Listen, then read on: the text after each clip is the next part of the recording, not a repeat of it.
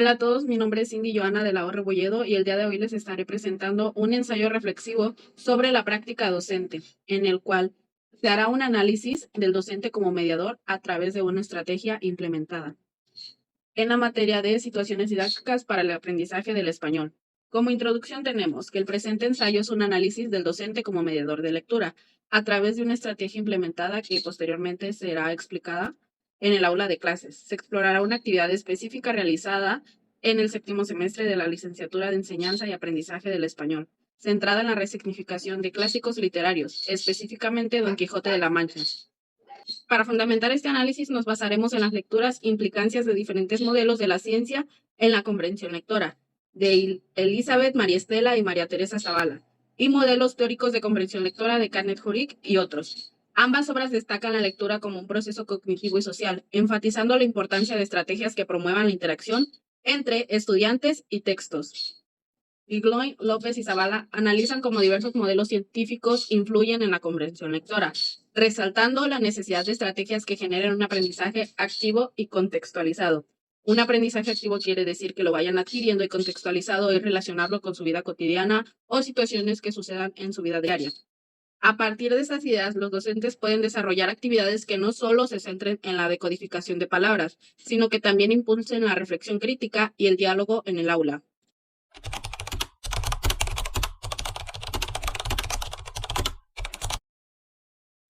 Por su parte, Canet Jurid y su equipo presentan diferentes modelos de comprensión lectora, como el ascendente, bottom-up, que se centra en la construcción del significado desde los elementos básicos del texto, es decir, primero vemos lo básico para poder relacionarlo con lo más complicado que se le haga al estudiante.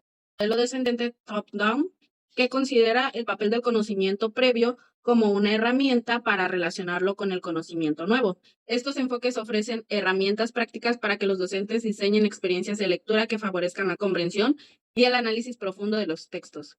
Al integrar estos modelos en práctica docente se busca no solo mejorar la comprensión lectora, sino también fomentar el interés por la literatura. Como punto, ¿no? Tenemos la actividad realizada en el salón de clases de séptimo semestre de la licenciatura en Enseñanza y Aprendizaje del Español. En mi grupo de formación docente llevé a cabo una actividad centrada en la lectura de esparcimiento. Comencé explicando junto con mi equipo qué significa lectura de esparcimiento y su importancia para la formación integral. Posteriormente, desarrollé una estrategia para resignificar los clásicos literarios, comenzando con una introducción sobre qué son los clásicos y su relevancia en la educación. En este paso, yo expliqué lo que era resignificar los clásicos. Para esto, primero pregunté a mis estudiantes qué significaba resignificar, lo que ellos tenían conocimiento de qué es la palabra resignificar. Introducción a los clásicos. Expliqué por clásicos en la literatura, para qué sirven en el contexto educativo, resaltando su valor cultural y su capacidad para conectar con diversas experiencias humanas. Y también otorgué unas estrategias para resignificar clásicos. Presenté diferentes estrategias que puedan emplearse para resignificar estas obras, discutiendo los criterios de selección que se deben considerar al elegir las lecturas. No a todos los estudiantes les vayan a interesar las mismas lecturas, por lo cual debemos de saber los intereses de nuestro grupo, tener más o menos una idea de lo que les interesa, de sus gustos, y con esto vamos a elegir una lectura que se pueda adaptar a ellos. Lectura que escogí en este caso fue de Don Quijote de la Mancha. Elegí una adaptación de Don Quijote de la Mancha para la actividad. En esta era una lectura para niños, por lo cual era fácil de digerir. Comencé dando una breve descripción de la obra, incluyendo información sobre su autor, Miguel de Cervantes, y el año de publicación. Esto es importante para no solo conocer el nombre de la obra, sino también quién lo escribió. Es como llegar al fondo de esta y pues dar los créditos necesarios. Técnica de lectura. A los participantes en un círculo con sillas y repartir los personajes de la lectura entre los alumnos. Mientras leía el texto, cada vez que mencionaba el nombre de un personaje, los estudiantes debían de cambiar de silla. Esta dinámica fomentó su atención y participación activa en la lectura. Es decir, se leyó Don Quijote de la Mancha. Los personajes eran Don Quijote de la Mancha, Sancho Panza, Dulcinea, Rocinante.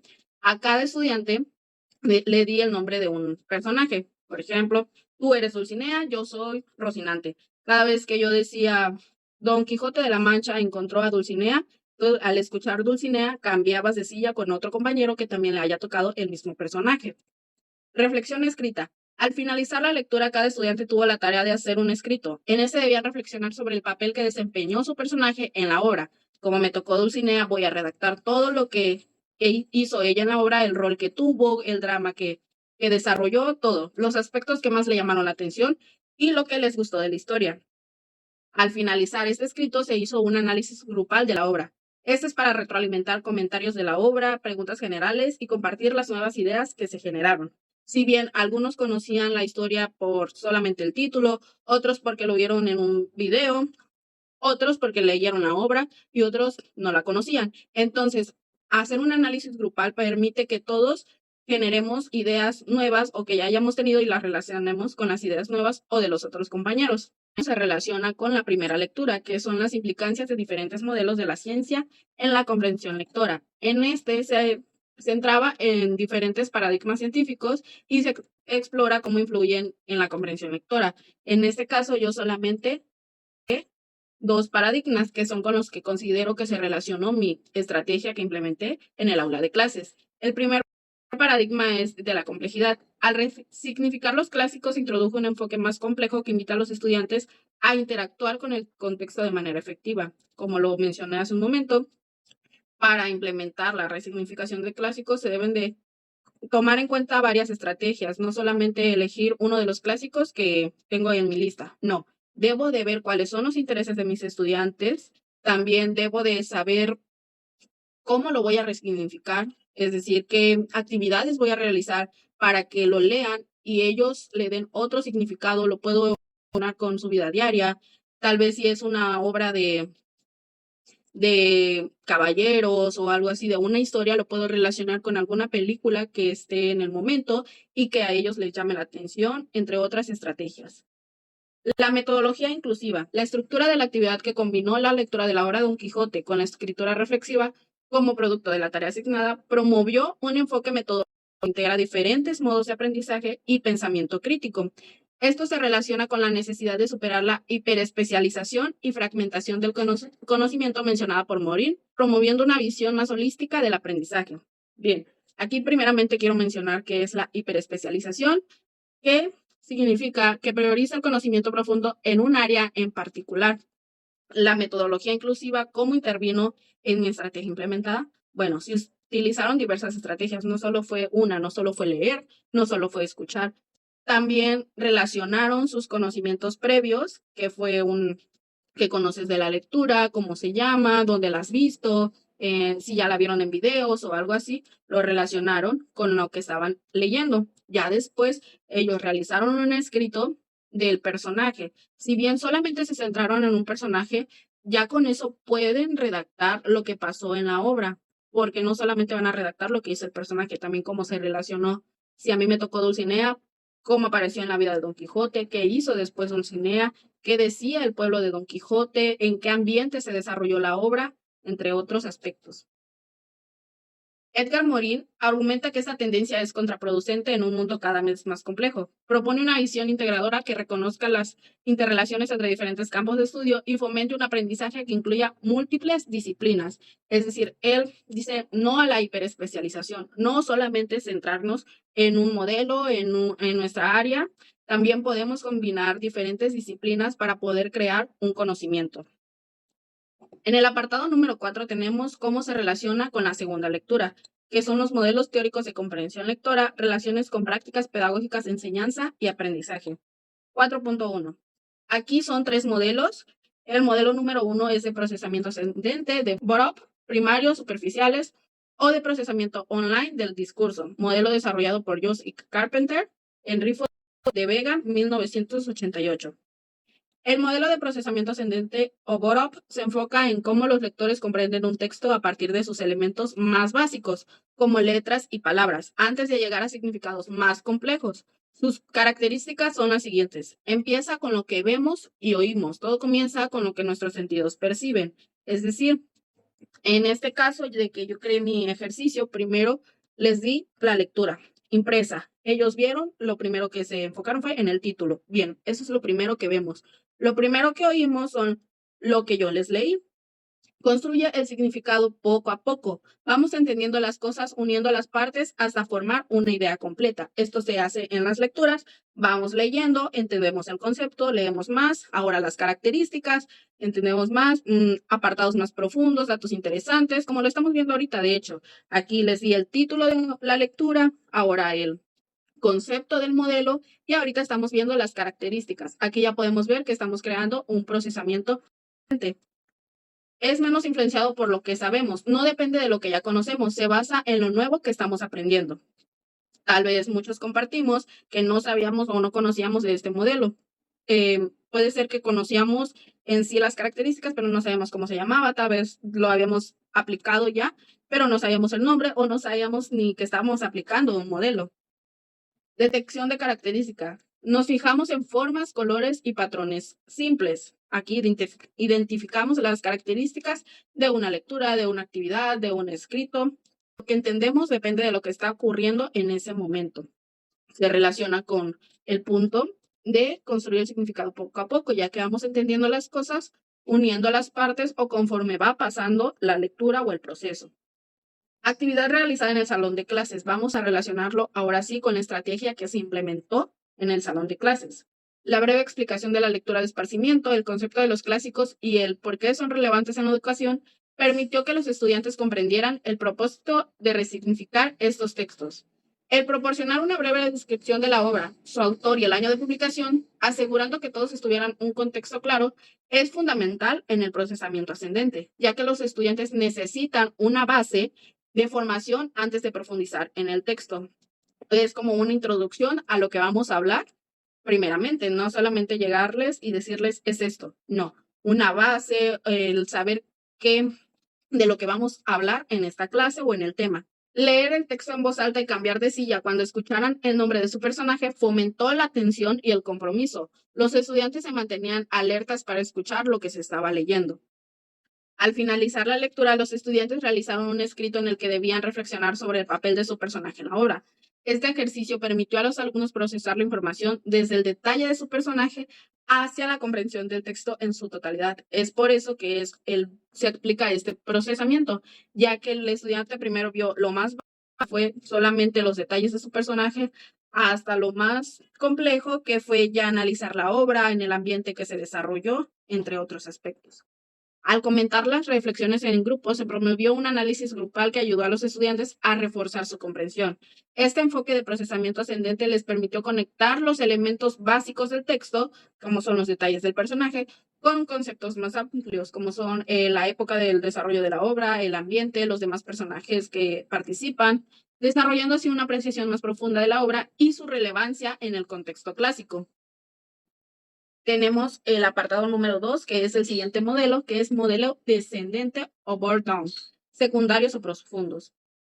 Este se caracteriza por contexto y experiencias previas. Las personas utilizan lo que ya saben para dar sentido a la nueva información, lo relacionan, expectativas.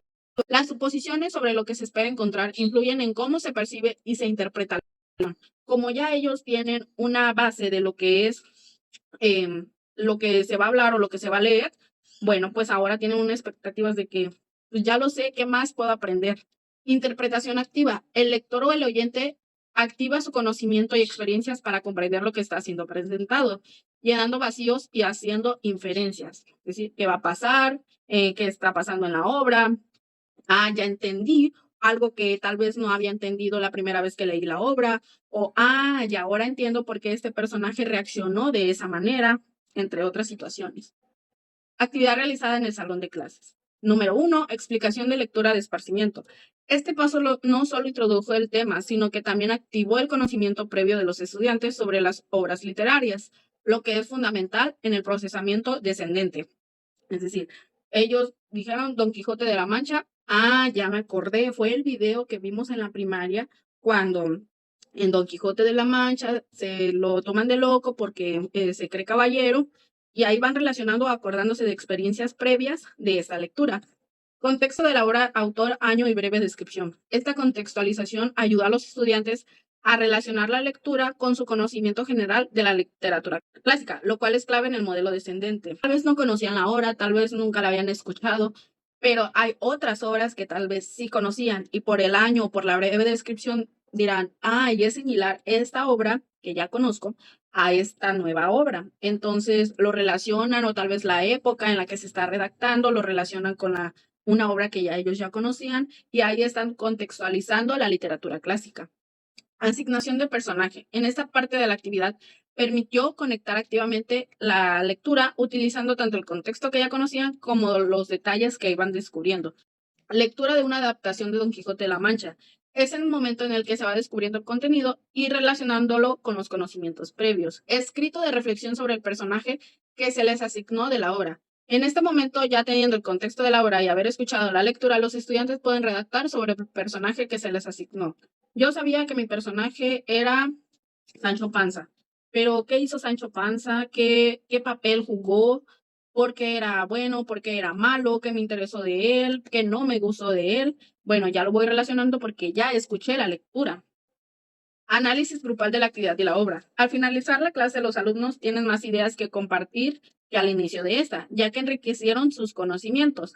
Bueno, al finalizar la obra, algo tuvieron que aprender. Aprendieron de su personaje, se aprendieron el nombre del autor de la obra, aprendieron lo que es la obra, la época, el ambiente, las características de la época en la que se desarrolló, sobre los caballeros, sobre resignificar, sobre la lectura de esparcimiento. Algo tiene que compartir el alumno, a diferencia del al principio de la clase, pues ahora tiene más ideas que poder compartir de forma grupal. Este enfoque es especialmente útil porque las aportaciones no son solo del texto, sino también del lector, puesto que ya tiene un marco de referencia sobre el tema, permitiendo que la comprensión se desarrolle a partir de ideas más generales hacia detalles más específicos. Ya no solamente aquí habla la lectura, no solamente es lo que está en la lectura, también es lo que el alumno se cuestiona, el pensamiento crítico que desarrolló sobre la lectura. Algo que pasó en la clase es que los compañeros se crearon cuestionamientos. ¿Por qué le llamaban loco a Don Quijote? Probablemente solamente era que tenía una gran habilidad de imaginación y creatividad. Bueno, ya eso no lo menciona la obra. Este es un cuestionamiento que se hace en los estudiantes a partir de la lectura de los clásicos. Y ahí es cuando nos damos cuenta que es el modelo descendente, porque no solo son aportaciones del texto, ahí también el lector ya está aportando desde sus ideas. Por último, tenemos el modelo número 3, que es modelo proposicional de comprensión de textos de Nietzsche y Baddick en 1978 y 1983. Este modelo explica cómo los lectores construyen el significado de un texto a través de representaciones proposicionales. Estos modelos son esenciales para entender el proceso de lectura y comprensión. También aquí venían diferentes modelos y yo puse relación con la microestructura. Durante la actividad, los estudiantes comenzaron a construir una microestructura al identificar ideas fundamentales, primeramente, relacionadas con los personajes. Es decir, solamente me centré en mi personaje, las ideas de mi personaje, el papel que jugó, sus características y sus roles en la obra. Al repartir los personajes y leer el texto, cada alumno se enfocó en los aspectos relevantes de este.